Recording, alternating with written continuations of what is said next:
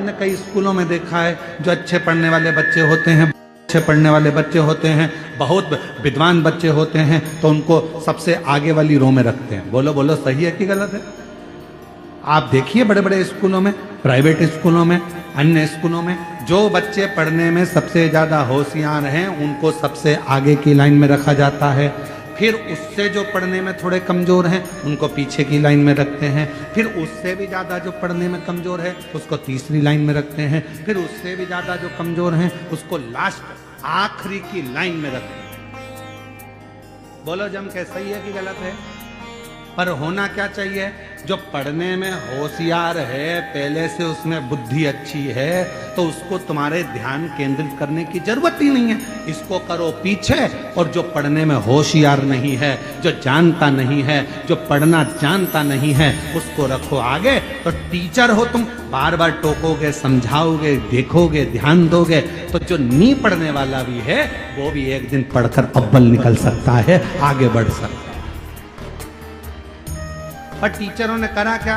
एक उल्टी रीति अपनाई। जो पढ़ने में होशियार है ए नंबर में, जो पढ़ने में कम होशियार है वो बी नंबर में, जो पढ़ने में और कम होशियार है वो सी नंबर में, और जो पढ़ने में एकदम गड़बड़ है वो डी नंबर में। सबसे आखिरी में उसको बिठाया जो पढ़ने में होशियार है ही नहीं। पर जरूरत क्या थी?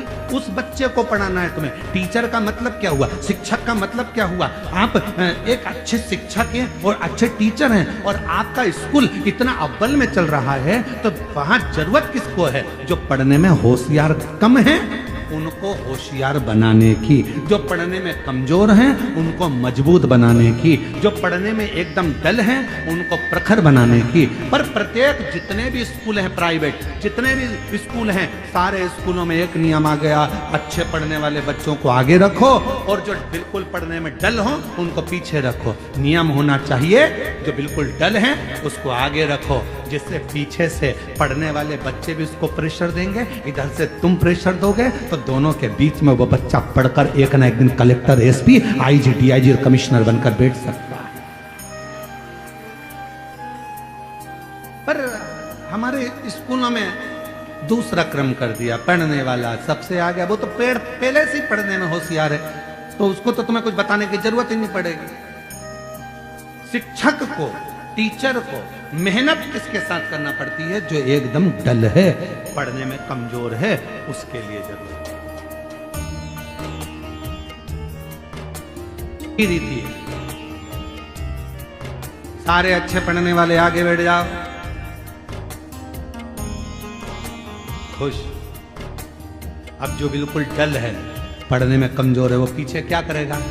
उसको तो मालूम है सर इसी को रिस्पांस दे रहा है, इसी को आगे देख रहा है, इसी को स्टूडेंट का सब करता धरता बना दिया, इसी से पूछते हैं, इसी को बताते हैं, इसी को लिखाते हैं, इसी को आगे करते हैं, तो वो बच्चा और उद्दंड होते चले जाता है।